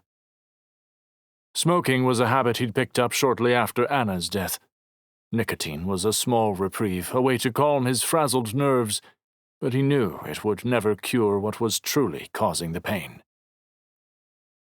After resigning his head guardsman position, the first few weeks had been a relief, even with the Searles attacking Achilles and his father refusing to speak to him. Jove hadn't minded the latter. It was a taste of what life would have been like if Harlan was no longer a part of it, and it was a beautiful dream. Stars, Jove was a terrible person. How could anyone think that? How could Jove, soon to be a father himself, consider how wonderful his life would be if his own wasn't in it? But the universe had a way of punishing him, and it came in the form of a solitary knock on his townhouse door and a wagon holding his best friend's body. Hallie Walker had held Kase's hand as his youngest brother, now his only brother, explained that Zeke was dead. The shock had been like fire and ice all at once. His heart forgot to beat. Then he'd punched the wall. The excruciating pain in his newly broken hand had been better than the shock. In fact, Jove might have continued until his hand shattered if Clara hadn't stopped him. At present, Jove ran his fingers over the fading scabs littering his knuckles as he sat at his small desk, surrounded by watchmen who had also been delegated to paperwork duties. The room was dark with only 2 curtained windows, each desk supplied with a small lantern. Jove preferred the silence and dim atmosphere. In the way of personal decor, he had Clara's portrait in a small frame, watching him work. In front of it lay a dusty and blood-speckled pin shaped like the sun. Zeke's. the one he'd received upon his promotion to lieutenant colonel. His brother hadn't been cocksure like Kase or proud like Jove, but Zeke had worked hard to accomplish what he did. Jove kept it as a reminder. His eyes blurred the longer he stared at it. He fumbled in his pocket for a cigarette and lighter. With the first few inhales and subsequent clouds of smoke floating in front of his face, his heart rate slowed and the budding tears dried up. He ignored Watchman Lois's glare. She was one of the few working at her desk today. Her perfectly round glasses made her look more like a professor than assistant to one of the lower watch commanders. She slammed a drawer shut on her dark oak desk. When Jove ignored her, she gathered up a pile of papers and left with a huff. After several puffs, Jove snuffed the cigarette out in his overflowing ashtray.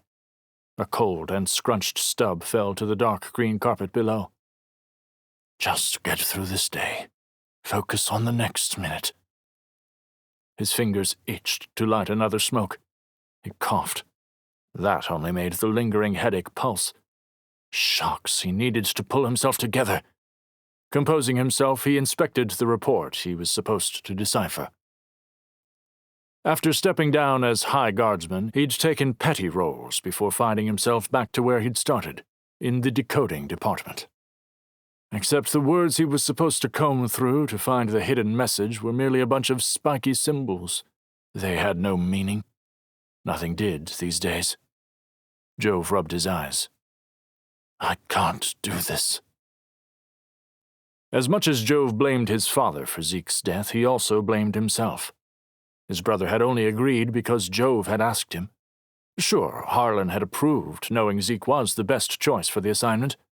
But it had been Jove who'd chosen him, sent him to his death. Any day now, he'd have a child. He should be happy. Traitorous tears stained the parchment before him. He never believed he could feel as terrible as he had the night Anna died. But he'd been wrong. So terribly wrong. Jove had always been the one to take responsibility.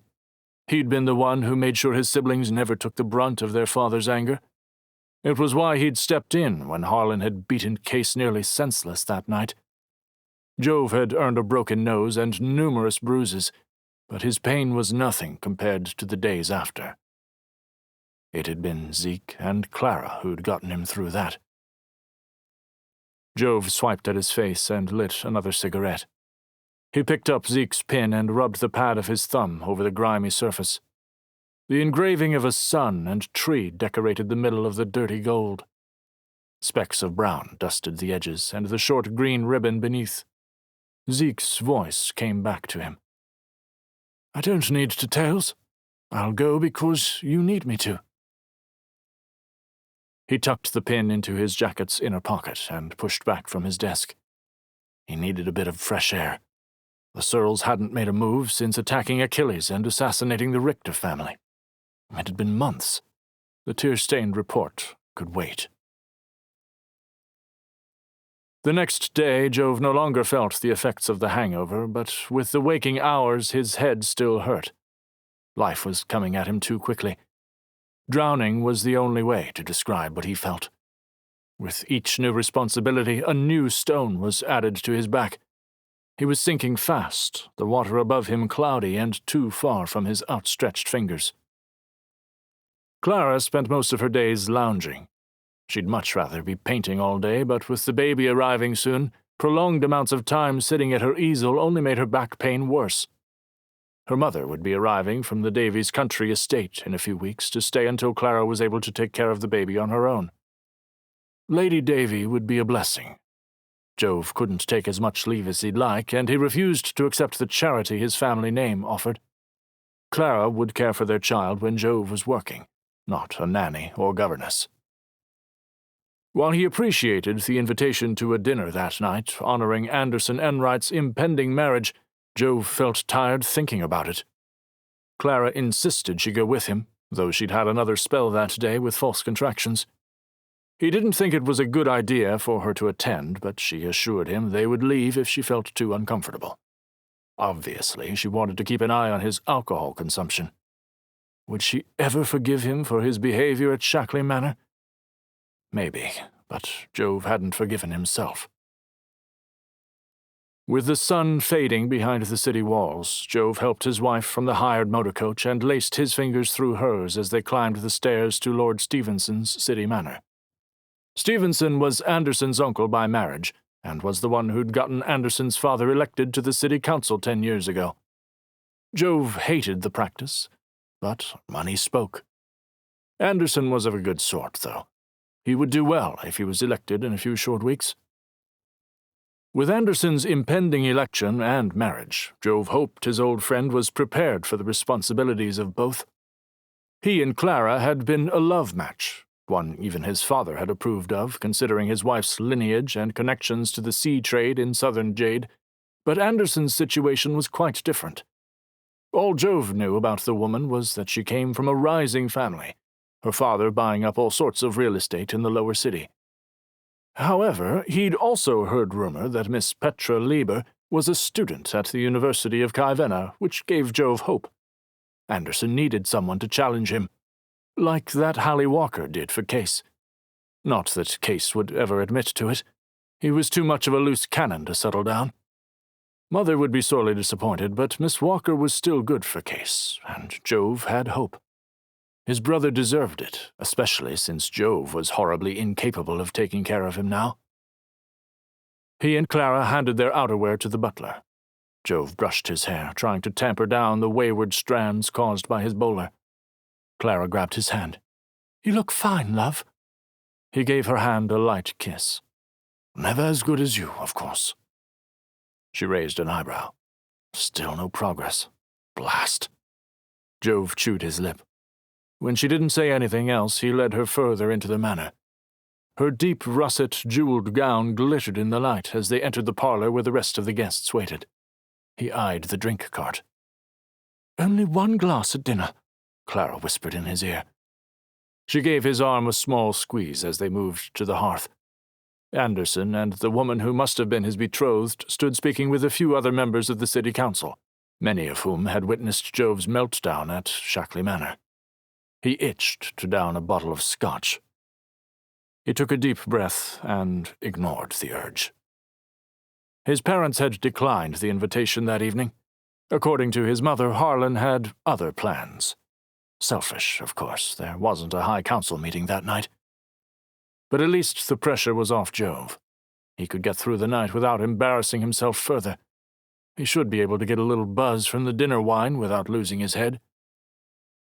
Jove gave a short bow and Clara a shallow, strained curtsy. Jove kept a tight hold on her fingers so she didn't fall. Anderson bowed back as the other men dispersed. "Thank you for coming, friends. It's a wonderful night to celebrate." He raised his glass in toast, but without any alcohol in his hand, all Jove could do was nod. "This is going to be difficult." Jove cleared his throat. "And you must be the lovely Lady Lieber." Anderson smiled and put a hand on the woman's back. She was petite and a little curvy, her shiny black hair pulled into an extravagant knot. She executed a flawless curtsy and held out her hand. "Petra Lieber, you must be Lord and Lady Shackley." Jove gave her hand the customary peck. "Clara and I look forward to getting to know you better." The woman nodded, but before she could say anything further, the butler strode in and announced dinner would be served in the dining hall. They followed the other guests into the next room, sitting across from Anderson and Petra near the head of the table, a high honor. Only the Stevensons were seated higher. Lord Stevenson was a portly man with a rather large moustache that shivered with every word he spoke. Tapping his glass, he stood. His happy demeanor didn't match the rather ferocious bear skull hanging above the mantel behind him. "I thank you all for joining us this evening to celebrate the impending nuptials of my nephew and Miss Lieber. Now, let us give thanks for this lovely feast." Jove wasn't particularly religious, but Clara was. He still bowed his head, focusing on the fact he'd be given a glass of alcohol in mere moments. Conversation flowed around him as the dinner began. Servants poured white wine for everyone except Clara, who requested sparkling water. Jove's hand itched to down his glass, but Clara kept a hand on his leg, reminding him of what would happen if he went too quickly. "Miss Lieber," Clara started as she speared a few salad greens onto her fork, "what is it you're studying at the university?" Jove pushed his own salad around on his plate. He never liked green food. "I'm studying languages. I thought it to be the most interesting pathway," Miss Lieber answered. Clara's hand left Jove's leg as she leaned forward, though not very far considering her stomach. "Are you focused on modern or ancient?" "A blend of both, but my favorite to study is the ancient Yalvan dialects. I believe we can learn much from their history." Jove took a sip of wine. He'd sent Zeke to find the Yalvs. He drained half his glass, and Clara's hand returned to his knee. "My betrothed is first in her class as well," Anderson said proudly, slipping his arm around Miss Lieber's chair. Miss Lieber chuckled. "Not really. On paper, yes, but that's only because I don't have to compete with Hallie this semester." "Hallie?" Clara asked, setting down her fork. "Hallie Walker," Petra said, a smile lighting her face. "She's my best friend and an absolute genius when it comes to Yalvan. In fact, the university sent her on a research trip last fall, but she decided to take this semester off and recover. The poor dear lost a finger in the whole ordeal. Said something about being attacked by a rogue Searle band." Her smile slipped for a second. "The university should pay her for damages, in my humble opinion. I've taken this to Dean Erlmund already, of course." She blinked before regaining her previous smile. "Either way, being top of my class will look wonderful on my diploma when I graduate in a few months." Jove finished off his wine and signaled for another. Not only had Jove killed his brother, but he was also the reason Miss Walker had dropped out of the university. Stars. Clara smiled, oblivious to Jove's discomfort. "I didn't realize you knew Miss Walker. She is rather delightful, though I only met her the other evening. She came as my brother-in-law's guest to a dinner party." "I helped her pick out that divine dress she wore," Miss Lieber said, her back straightening a little. She dabbed her mouth with her napkin. "I'm hoping she'll be my maid of honor, but I have yet to ask her. We've both been rather busy." "Does the university know when Professor Owen Christie will be returning?" Anderson asked, allowing a servant to take his salad and replace it with soup. "I'm not aware. We miss his lectures." Jove recalled the elderly gentleman who'd helped him find a replacement for himself on the Eudora mission. Strange that he would take a sabbatical in the middle of the school term. "How long has he been gone?" Petra Lieber took a sip of her soup. "Since last fall? I assumed he went with Hallie on her research trip, as they left around the same time, but Hallie's back and he isn't. At first I thought he might have been injured or killed in that attack." Strange. The servant refilled Jove's glass, but before he could take a swig, Clara gave him a pointed look. Jove sighed, setting the glass back down, and finished off his soup. The meal continued without much interest. The braised lamb drizzled in a white cream sauce was better than Jove expected. Clara particularly enjoyed the potatoes au gratin, a specific pregnancy craving she'd been having. Jove had also managed to sneak in a few sips of wine when Clara wasn't watching. It wasn't until the blueberry tart at the end of the meal that a messenger rushed into the dining hall, nearly stumbling over himself to get to Lord Stevenson. The man's moustache fluttered as he spoke quietly with the messenger before turning to Jove. "Lord Shackley, I'm afraid you're needed at Shackley Manor. My man here says it's vital you leave now. You'll take my personal coach." Jove set down his fork, his hand reaching for Clara's. "Why, is something wrong?" Lord Stevenson rose from the table and tapped his glass once more to get everyone's attention. "Please, my guests, I apologize for cutting our wonderful evening short, but it seems there's a disturbance within the city. I don't know full details, only that it might be best for us to finish celebrating at another time." Servants descended upon the guests, pulling out chairs and cleaning up half-eaten dessert plates as the room exploded with noise. Jove helped Clara to her feet. She tucked her hand into the crook of his elbow as they made their way to the foyer, grabbing their effects and sliding into the Stevensons' motor coach. "What's happening?" Clara asked, after Jove instructed the man to head to his childhood home. She rubbed her stomach with one hand, the other clenching the door handle. "Not sure," Jove answered, trying not to worry about her body language as he turned toward the window, searching for anything abnormal outside. "It must be important, but I'm no longer privy to anything confidential." Clara was silent, her breathing becoming more strained as the coach traveled through the streets of the upper city. Jove looked over. "Clara?" Her face scrunched up in a painful grimace. She gritted her teeth and sucked in air. "Forced contraction, I swear." After about a minute, her face relaxed. Jove brushed a sweaty braid that had escaped her bun behind her ear. He tried to tamp down his rising panic. That wouldn't help anyone. "I'm not a medic, but I would say that looked very real." "It's too early," Clara breathed, a touch of anxiety in her voice. "I'm supposed to have another 4 weeks."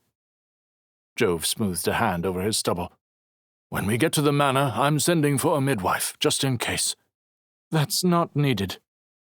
Jove wanted to scream. He loved his wife with all his heart, but she was so blasted stubborn sometimes. He clenched his jaw to keep from saying something he'd regret. Did she not see how much he cared for her? He made sure his voice was calm as he spoke his next words. "Humor me." The conversation paused as the motor coach rolled through the gate to Shackley Manor and up the drive. As soon as the driver stopped, his mother sped out the door and down the stairs, her evening gown nearly tripping her. Jove exited the car and caught her. "What in the blazes are you doing?" "This arrived half an hour ago," she wheezed as she thrust the note in his hand. "I read it, even though it's addressed to your father. I have no idea where he is." "But why summon me?" Jove looked down at the parchment. The message was scrawled in red ink that looked too much like blood. "We must unite the world before Jagamot comes, and in doing so we will take down those who are in power. In 1 hour, the entire city will know what happened 3 years ago. They'll understand you must fall when they learn who burned their loved ones. They will want blood, and we're not going to stop them. Kase Vasi. We are one. One world, here in Kaivena." The handwriting seemed familiar, like a forgotten dream. Jove's heart thumped in his ears. It reminded him of Kase's. His brother wasn't a part of one world, was he? No, he wouldn't. He might hate their father, but he would never do something so stupid. "Who sent this?" "Thora said it was a messenger boy from the lower city," his mother answered, wringing her hands. "What does it mean? Are they talking about the fire? The one with Anna?" "Yes." "But they're implying that somehow we're responsible. I thought it was a candle that started it in the lower city. How could we be responsible for that? Jove, what's going on?" "I don't know." Jove stuffed the letter into his pocket and turned to help Clara out of the car. At the time, not telling his mother what happened the night of the fire had been a mercy. Losing Anna was enough to throw anyone over the deep end. Jove didn't want to make it worse by revealing it was her own son at fault. Of course, Jove had also been recovering from a host of injuries, courtesy of Hallie Shackley's anger. The Stradalord Capitan and Jove had worked hard to keep the real story from those who would spread it throughout the city. It had cost a good bit to keep the trial private and lock up the records. Very few people knew the truth. So, who would do this? Who would know? Had Kase told anyone? Surely not. He'd handled Anna's death worse than anyone else. He'd closed himself off, striking out with anger when anyone broached the topic. Something niggled at the back of his mind. Surely the government officials Harlan had paid to keep it quiet wouldn't have gone against the Stradalord Capitan. That handwriting. Where had he seen it before? Who would Kase have told? He pulled out the missive again, inspecting the way the writer had formed his letters. He focused on the J of Jagamot.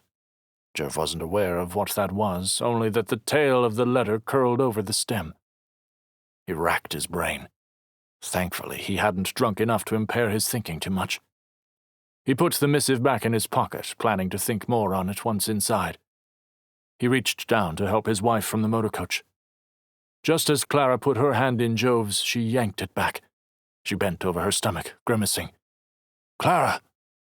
His mother turned back toward the manor. "Thoro, call the midwife!" "I'm fine," Clara said through heavy breathing. Jove put a hand on her back until the pain passed and her face relaxed. "Let's get you inside," Jove said, feigning calm. She might have been only 8 months pregnant, but she shouldn't be in this much pain with false contractions. Either something was wrong or Jove would become a father in the next few hours. Neither option made him feel any better.